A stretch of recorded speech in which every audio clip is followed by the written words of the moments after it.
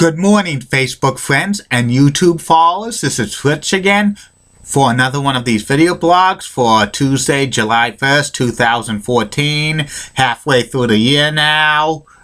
And it's Happy Canada Day to all my Facebook friends and YouTube followers from Canada. Happy Canada. Also, it's Doctor Day in India, and it's also Republic Day in Ghana. Some sports news to report. The Cubs beat the Red Sox by the score of 2-0. And also the Cleveland Cavaliers re-signed Kyrie Irving to a 5-year contract extension worth $90 million. And free agency starts today for the NHL. And also the World Cup continues with Belgium against the United States at 4 p.m.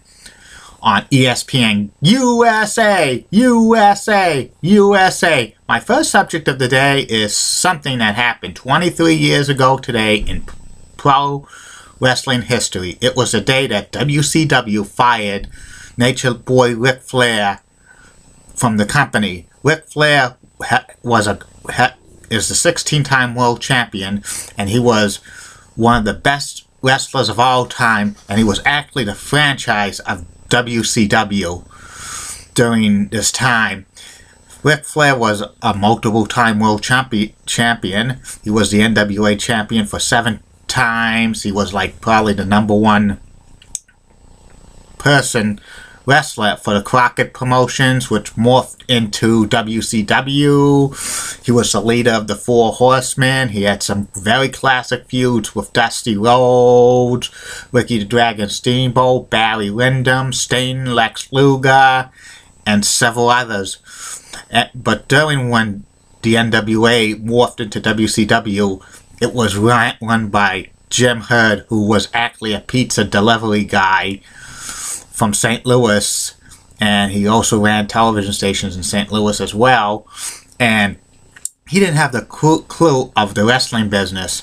In 1990, around February of 1990, Ric Flair was fired from the booking committee for WCW because of an incident that happened at the Clash of the Champions 10 when Sting blew out his knee, and Flair was supposed to wrestle Sting at the Wrestle War, and Sting was supposed to go over, but he blew out his knee, and Flair was blamed for that, so they fired him off the booking committee, and him and Jim Herd had several clashes over what his character was going to be.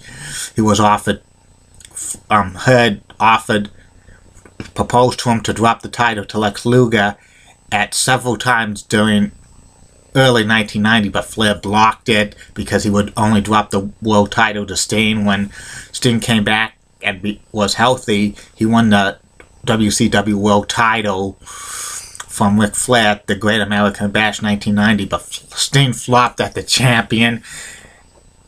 Hit the box office at WCW was going downhill. They had this crazy angle called the Black Scorpion, which was a major angle, but who was going to play it at the end? There were several different wrestlers they were considering, but they didn't want to play it. Finally, they asked Ric Flair at the blow-off at Starrcade 1990 to play the Black Scorpion and unmask, and then for the reward, he was going to get the world title back first of the year, 1991. On January 1st, 1991, WCW officially succeeded.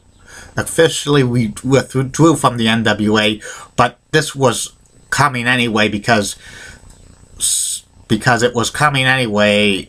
6 months earlier, WCW was starting to phase out the name NWA from the telecast, and Ric Flair regained the WCW World Title for the 7th time in July of 1991. But he still had conflicts with Jim Herd.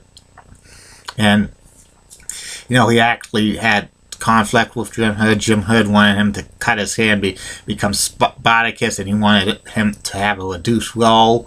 They were still arguing over stuff.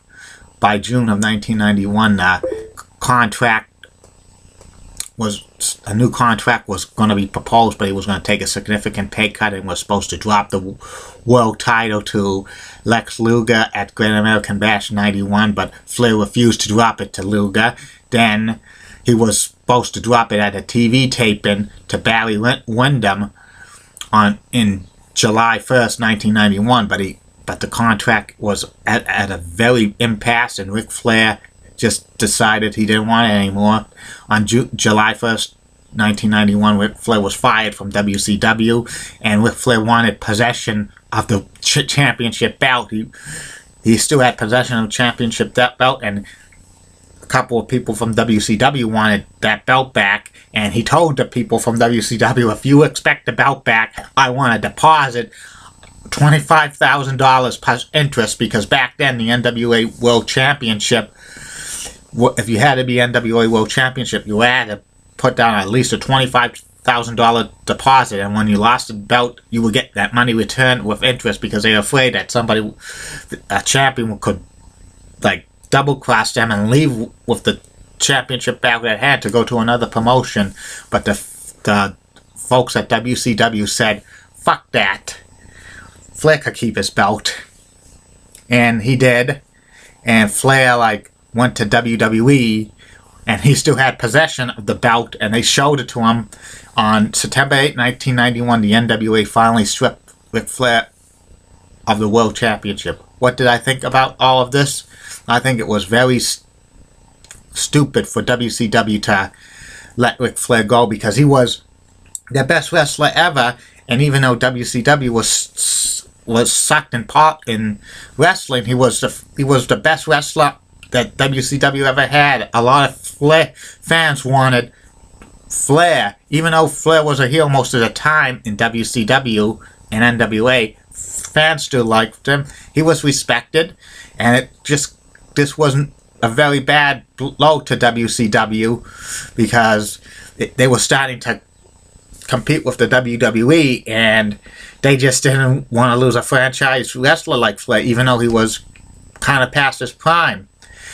And also the wrestlers at WCW at the time, the major ones, Sting and Lex Luger, weren't ready to be superstars in the sense of Ric Flair, so that sucked anyway. And it took 2 years for WCW to get better. Ric Flair came back to WCW in June of 1993, and after a 2-year stint in the WWE, which he won 2 world titles. So anyway, it's just Ric Flair should have never got fired from WCW in 1991. It just sucked. Well, I'll be back again later on with one of these blogs. I'll be back later. Bye.